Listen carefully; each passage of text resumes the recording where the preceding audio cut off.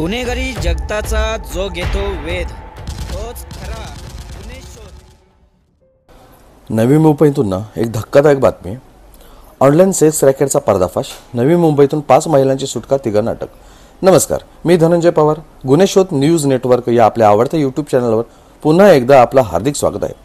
नवी मुंबई परिसरात ऑनलाईन पद्धतीने चालवण्यात येणाऱ्या सेक्स रॅकेटचा पर्दाफाश करत नवी मुंबई पोलिसांच्या अनैतिक मानवी वाहतूक प्रतिबंधक कक्षाने मोठी कारवाई केली आहे।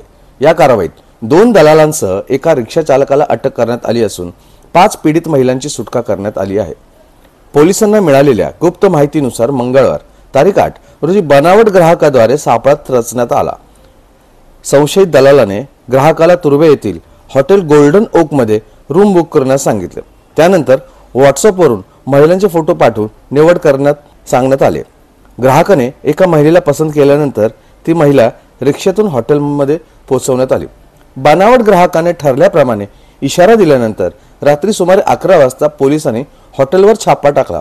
कारवाई दरम्यान संबंधित महिलेला ताब्यात घेण्यात आले आणि चौकशीत तिच्याकडून धक्कादायक माहिती उघड झाली। तिला राजेश कुमार मुन्ना यादव याने पाठवले असल्याचे समोर आले। सदर टोळी वाशी, नेरूळ, तुर्भे परिसरात हॉटेल बुक करून व्हॉट्सअपच्या माध्यमातून ग्राहकापर्यंत महिलांची व्यवस्था करत होती। एका महिलेसाठी 4000 रुपये आकारण्यात येत असून त्यापैकी 2000 रुपये दलाल स्वतःकडे ठेवत होते आणि उर्वरित रक्कम महिलेला दिली जात होती। पोलिसांनी अटक केलेल्या तिघांविरोधात अनैतिक मानवी वाहतूक प्रतिबंधक कायद्यानुसार गुन्हा दाखल झाला असून पुढील तपास सुरू आहे।